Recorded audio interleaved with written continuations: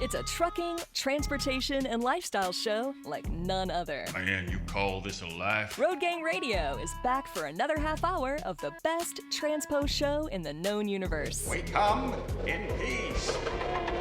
Well, actually, we're falling to pieces. Let's see if we can achieve liftoff, Phone Master Dre. Oh, we sure did until the final hour of Road Gang Radio before we get to We Should Write. Right? Right. Yeah. Right. And we'll be previewing what's going to be on We Should Write at the bottom of this hour, a little bit of conversation as well. And you can make the phone call here at 615-292-6366. That's 615-292-NEMO. Starting right around 10:30 because we have a guest we're going to talk to here in just a short moment. I also want to point out here to kind of go through the bureaucracy of this. If you actually were to type in the name of Jeremy Cliff tomorrow and Road Gang Radio, you would be able to find that particular interview. The individual interviews can be found under the name of the person, whether it's on Spotify, Pandora, and the like. As a matter of fact, the next guest we coming up here, Lindsay, is a guy who, if you type in his name, you'll get more than one interview. You'll get a whole bunch of content that you can find under his name on Spotify, Pandora, Apple Podcast, and the like, and actually get notifications for any time he appears, which is really groovy stuff. We find out new things every day, do we not? Actually, if you type in this guy's name, you get a big, just on Google,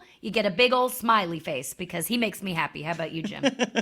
Rolando Pujol is who we're talking about, Lindsay. Would you care to do the honors, or can I do the honors? How should we do the honors? I'm going to intro him. I thought you might. I know you're excited. He's in Sleepy Hollow. I know, he's from Sleepy Hollow. How cool is that? That is literally in the notes what Claire wrote Lindsay and I with a big exclamation mark. As if he's from Sleepy Hollow. I'm from Oklahoma City. Not as cool. From Sleepy Hollow is really cool, guys. So our next guest, he's a listener favorite. He's a fan favorite. He's a host favorite. He's a everybody favorite, one might say. He's a historian, a pop culture expert, and curator of America's most fascinating, forgotten, or maybe never known places. Rolando Pujol. He also has a really fun name to say. Rolando Pujol. You know him from his incredible work as the Retrologist on Retro Roadmap, his deep dives into the stories behind our highways, small towns, neon signs, legends that refuse to die because Rolando will not let them. So today he's taking us on a haunted tour of America, Jim. Are you ready? I'm ready. Okay. I am ready. He's going to start in Sleepy Hollow, where he's from, New York. We're going to head over to the Headless Horseman in Westfield, New Jersey. We're going to hit some hometown inspiration with the Addams family, and Salem, Massachusetts, of course, where witchcraft and American folklore and pop culture all collide. So, if you like history, if you like scary, if you like jumping out of your seat, this is where all these worlds are going to come together, and he's going to do it with a really good time. Maybe he'll actually make me want to go to a spooky place. Rolando Pujol, good morning. Welcome back, friend. Good morning, friends. It's so great to be here again. Thanks. And by the way, guys, if you get a chance, if you're on Substack at all, he has a terrific Substack, so worth following as well. So glad to have you back. Okay, so you grew up in Sleepy Hollow. That's a fact, Jack, right? That is indeed a fact. In fact, I'm at home right now, and I'm looking at a picture of me from Halloween 1982. I'll have to send it to you guys. Please. Or maybe I should just post it once and for all.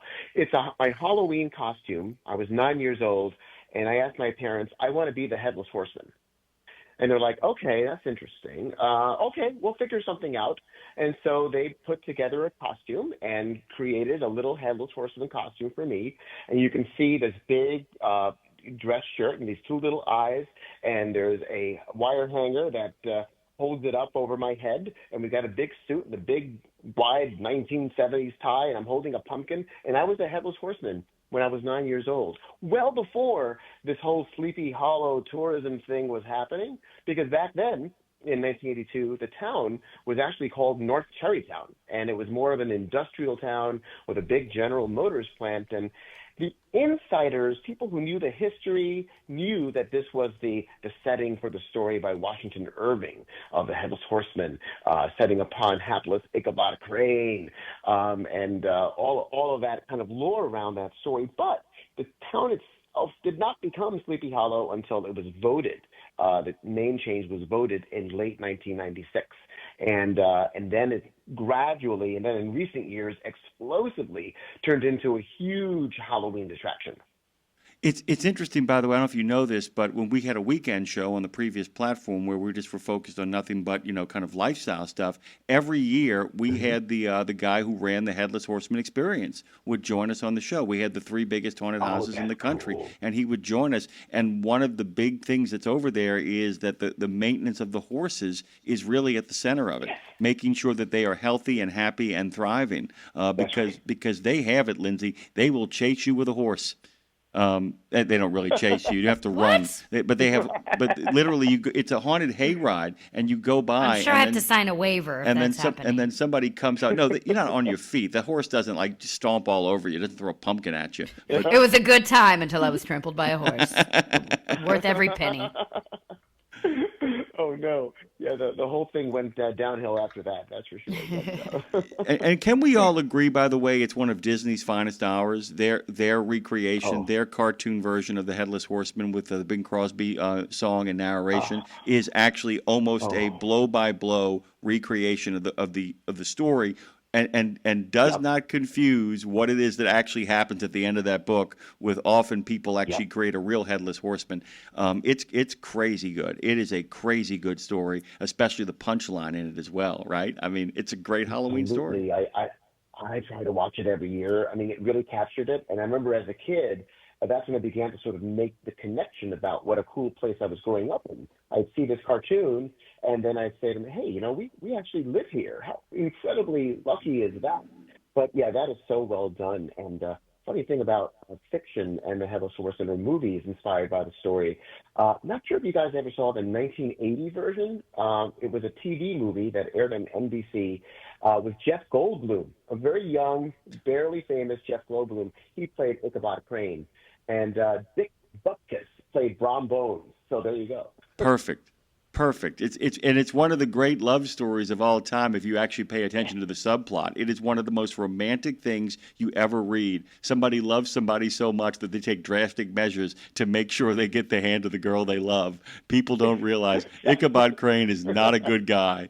Lindsay, in that story, he's not a good guy. He's not good. Yeah, he's definitely morally challenged, and let's just say that, It's God. But yeah, morally it's such a great town. Yeah, it's so interesting. Go ahead. Well, I'm curious to your take, from a tourism standpoint, because people obviously keep coming back, and I'm curious how modern tourism has reshaped the legend. I mean, you've been seeing people come there to visit for a long time. I don't know if that we sometimes equal parts are annoyed and grateful for tourism. Sure. And there's being in Nashville, the Bachelorettes. I'm like, oh my God, stop throwing up on country music, but also we want your money, thank you. So how do you, being from there and also being a reporter and understanding the myth and the legend behind it, how has modern tourism reshaped the legend? I mean, it really has made it a kind of year-round Halloween town. When I was growing up and it was just good old North Tarrytown, certainly that element was there, and you knew where the Headless Horseman imagery could be seen around town. It was part of the North Tarrytown feel. So it was always there. But now it is just there in a way that's impossible to miss. And certainly, especially on the weekends in September and October, there is just the streets are full of tourists and people who are, basically coming to enjoy it. And that's been really fueled, even though it's been Sleepy Hollow since the late 90s. And of course, the Johnny Depp movie, Christina Ricci, came out around 2000. It's really been the past few years where it's taken off. And that's been, and I'm partially responsible for this, is because of exposure on social media, right? And influencers who are, creating these really cool, evocative videos on TikTok about this magical place that's only a 45-minute train ride from New York City. How can you resist, right? So it has really become a big thing. I personally think, this was the great dream back in the late 90s when they changed the name. 1996 was a scary time in North Tarrytown. They had lost the General Motors plant, and that devastated the town's tax base. And that had been what had supported, in many ways, the local economy. There were other blue-collar jobs in the area. Different factories themselves were closing or scaling back. So it was a time of transition, and things could have gone in a different way for the area. So they did a very smart thing, the leaders of the town, and changed the name. And it wasn't a popular idea. I mean, there were some people who there are still these bumper stickers you'll find around town in some old cars that say North Tarrytown forever. They just can't accept that it's Sleepy Hollow. But I thought that was just a great thing. And now that it's really successful and it's paying off beyond anybody's wildest imaginings, I mean, you have to sort of put aside I think, that the tendency of locals to sort of look at tourism with disdain or say it's complicating my ability to go to the supermarket, or, I can't run an errand because there's all these people on Main Street. That's okay. This is successful. I've spoken to businesses in town there that do the bulk of their business for the year, like 70-80% of it, maybe more, in October. So you can't begrudge them that, my goodness. I mean, this is a good thing. And yeah, it can be a bit of an inconvenience, and I completely get it for those that live there. My parents are still there, thankfully, and I visit them as often as I can.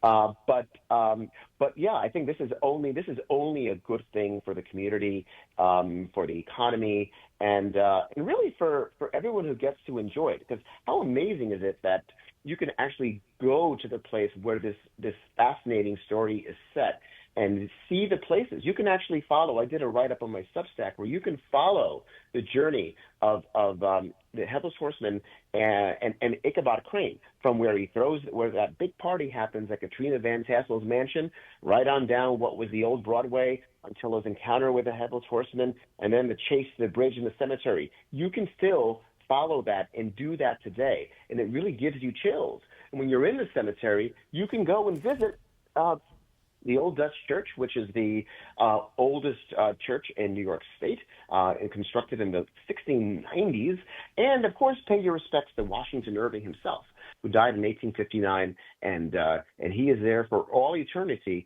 kind of on a hill, sort of lording over this magical tourism wonderland that his story created. It's really cool. And by the way, you can always take a Knickerbocker holiday. You can always leave the city of New York and make your way up there and just spend a little bit of space in fall country. I wanted to let you both know, because you'll love this, Rolando.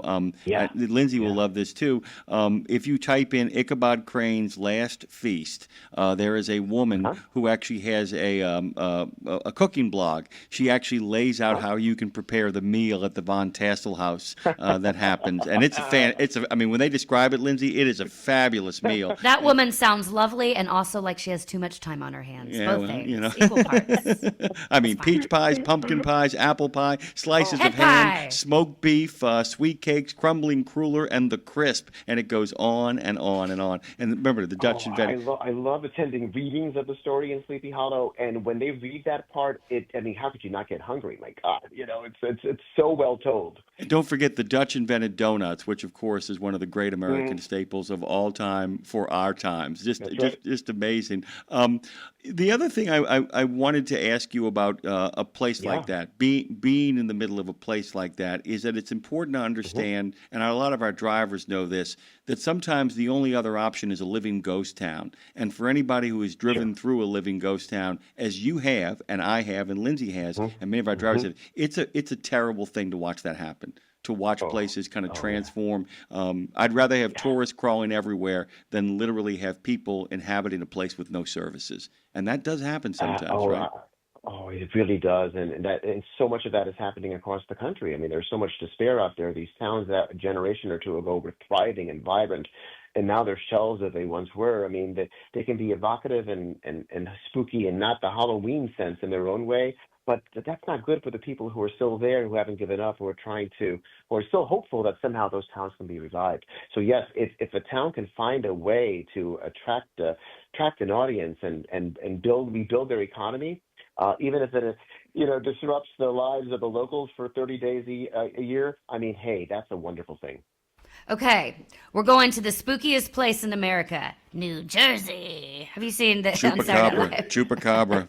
New Jersey. So, Rolando, last weekend, some of our neighbors did they've got a really cool property, and they put the Harry Potter candles that you can turn on with a magic wand. They covered all their trees with those. It must have taken the father, I don't know how long it must have taken him to put all these up, but they did that. And then they put all these little like kiddie pools with blanket, no water in it, but with blankets all over their ground. And they put a big projector up and invited everybody over to watch the Addams Family outside under them. It was very, very cute, very sweet. But the Addams Family cartoon, by the way, which we were all a little disappointed in, but whatever. But I love that we're going to talk about the Addams Family now and where that area is inspired by. And I love as they're in the opening scene, they're driving down Mr. and Mrs. Addams. They're driving down and they, looking for some place to stake their ground, and they see this old mental institution and it becomes their new home. And this is going to sound really silly, but watching that cartoon, watching that movie, and like everything that would be to a quote unquote normal person scary, they're like, oh, they embrace it. And I was like, this is what you do. You embrace, it's not going to hurt me, just embrace it. How do I incorporate it into my life? So let's talk about New Jersey. Let's talk about the Addams Family inspiration and how we embrace the creep in order to become history and a beautiful story. That's right. So Westfield, New Jersey is the name of the town, which is a nice kind of Victorian, suburban New Jersey community. But it has an interesting kind of footnote in history. On Elm Street, A Nightmare on Elm Street, Charles Addams, who the cartoonist and writer who went on to create the Addams Family strip initially for the New Yorker, was born and raised. And he was somebody who was, a young artist, so he was impressionable and really, really intrigued by the things that he saw in that town. And so, he lived right there at 522 Elm Street. You can still see his house. And as you walk down Elm Street, you pass what's known as, the locals now call the Inspiration House. And it is this very spooky Victorian house. With a mansard roof. It kind of looks like a funeral home, like that was like the traditional architecture for funeral homes. And that is the house that is said to have sort of like, it shaped his perception of the home that the Addams family would eventually live in. It was a big, spooky, and altogether ooky kind of house, right? So the town, starting in 2018, there was a new mayor, and the mayor had a vision for basically taking advantage of this Charles Addams lore. Again, kind of like Sleepy Hollow, locals knew of this history, but they weren't really taking advantage of it. They weren't really finding a way to get the word out and help put the town on the map. So they came up with something called Addams Fest, which happens every October. And Addams Fest is a kind of a multifaceted, multi-weekend celebration of all things Charles Addams and Addams Family. And it can involve everything from the storefronts in downtown. They're transformed by local artists to depict the Addams Family and other spooky things. There's like dozens of them. There are a variety of events. There are walking tours, lantern tours of the local Presbyterian cemetery, where a young Charles Addams was known to sort of play and hang out, and undoubtedly that helped influence, his ideas of the macabre and what eventually led to the Addams Family, the Rialto Theater downtown, which also appears in his New Yorker cartoons. There's an Central Avenue underpass where these really great murals depicting the Addams Family, including the 1964-66 version that, we grew up watching, the Addams Family that was on ABC and then perpetually in reruns, and so much more. So the town really, really has embraced it, and it's just so much fun to do. I had the good fortune of going there for a piece that I worked on for Localish and ABC a couple of years ago, and I got a tour of all the attractions, and it's really, really a lot of fun. You can even go to wherever you go. There's a little kind of tip of the hat to the Addams Family. The Trader Joe's has a display. There's even a miniature version of the Addams Family house that sits in a pond. It's called Mindawaskan Pond, and a variety of other things to see as well. So It's a town that I like to talk about and get on people's radar, and I regret mentioning it in the book. I felt bad about that, but because it has become, I think, along with Sleepy Hollow and Salem and a few other places, I think one of the if you really like Halloween, if you really like the spirit of the spooky season, a visit here, I think, is absolutely imperative. I'm going to say something else, too, because you mentioned the idea of the display at Trader Joe's, and this kind of goes back to the original conversation about Sleepy Hollow, the idea of allowing a place to transform itself into a cultural event. There is also the fear not just of living ghost towns, but of the McStar-dunking of Middle America, that so many places now have so many chains and so many kind of standard operational things that they lose a sense of uniqueness. When you have something like Sleepy Hollow's Halloween stuff and you have Addams Fest and all that, even the chain businesses make an effort to draw in customers by localizing their look, even if it's in only small ways, which actually makes the community more unique and restores to it a sense of place and purpose that might not just make it the rest of the amalgamated United States of amnesia. Do you find that? I'm going to use that. Yeah, I mean, but is that your feeling about it, that it actually, these are really good things because they actually prevent people from living these kind of vanilla or milquetoast sort of life with no cultural relevance, and that it's a great reminder that even middle America or even, small town America has a cultural relevance still to contribute, and that's what I see in a lot of your stuff, Rolando. I see a lot of that going on. Absolutely. I mean, that's why I go out there and I look for these places, because there are so many stories to tell in these smaller towns. I think there is often in sort of American life and in the conversation that we have this, the coastal elite cities versus the small towns, and then the small towns seem to always sort of like lose out in that exchange. And for me, I think that the most fascinating stuff, the greatest stuff to be discovered is in the small towns and in the communities. And if what I can help do is bring attention to these places, hey, I think that's a very, very good thing. And I love that's why I'm so pleased with what Westfield has done. And to your point about chains, I mean, a real tip of the hat to Trader Joe's, because they're really good at that. They do that in all of their locations. I mean, yes, they're a chain, and that does have an impact to mom and pops and other businesses in town. But we remember that those chains also employ local people and are often run and managed by local people. It gives them an opportunity to run a business and enjoy a well-paying management job. And I think they really make an effort to be a good citizen. And I think the way that the Westfield Trader Joe's embraces Addams Fest is a perfect example of that.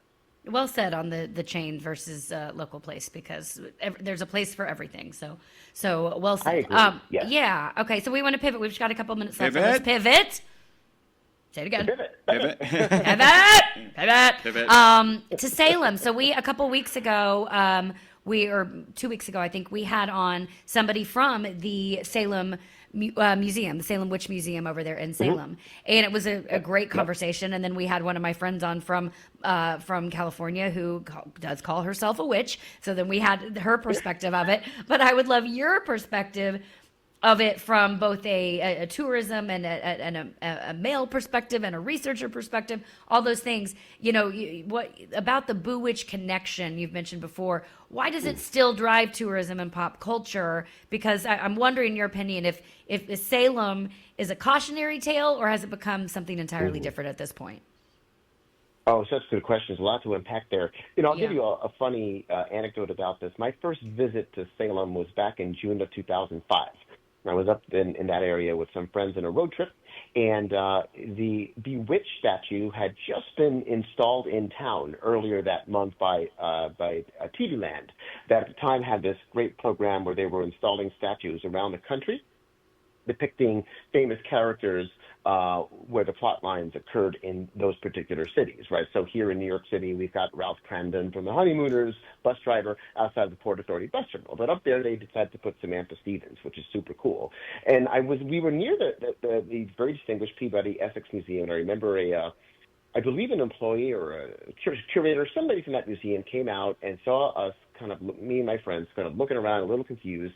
And she said, "Oh, welcome. What you new to town? And what would you? How can I help you?" And I said, "Well, And so I felt a little sheepish about this. I thought this might not be well received. And I said, "Well, we're looking for the Bewitched statue." And she was so ashamed. She was so ashamed of us and disgusted. And she gave us like, "Oh God, really? Well, if you must know, it's at the corner of, and off we went." And we felt crushed. We disappointed her.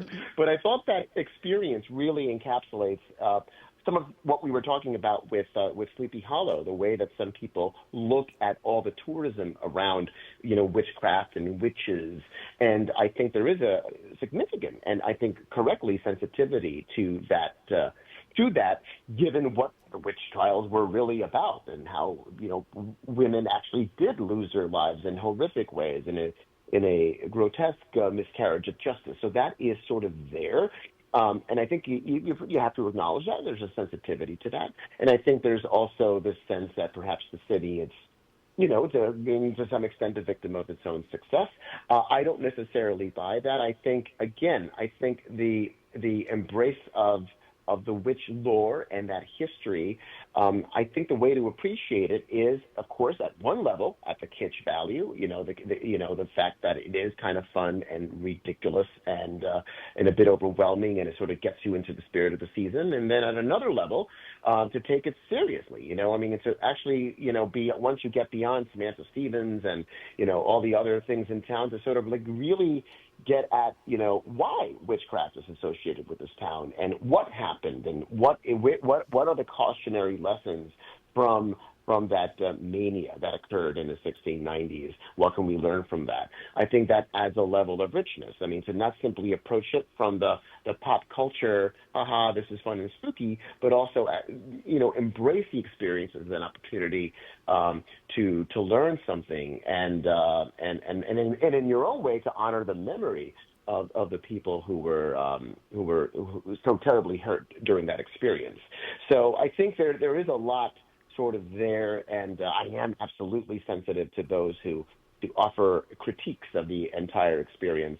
I do know that whenever I do go to Salem, and I find myself up that way every year or every couple of years if I'm traveling in the area, I do avoid it like the plague in October, the same way that many people now avoid Sleepy Hollow like the plague in October. I don't have that option in Sleepy Hollow because my parents live there. But I do think that Salem is a very interesting place, and that despite what might be the overtop reputation, it's worth having your own experience there and exploring and coming away with your own conclusions. Rolando avoids that in October the same way I avoid downtown Broadway every night after 5 p.m. so I don't get thrown up on by a bachelorette. So I learn something every time you're on, Rolando, and I walk away with a smile on my face every time we have you. I know I'm looking over at Jem, who's smiling as well, so he concurs. I absolutely concur, and you can find Rolando on Instagram. Let me spell that last name for you, Pujol, Rolando Pujol, and you can find him on Substack as well, where he has a remarkable Substack that you guys should follow. He's also contributed to so many different things and he's got so many wonderful books. Head on over to check out his stuff. He's the Retrologist, and it is really fun reading. It's a great way to pass a day. It's a great way to have a moment of nostalgia. I got a recommendation for you since you're such a nostalgist. The new Ray Bradbury Martian Chronicles audiobook. Dion Graham is the reader of it, and it is spectacular. That'll get you in a mood for the spooky season as well. Thank you, friend. It's great to hear.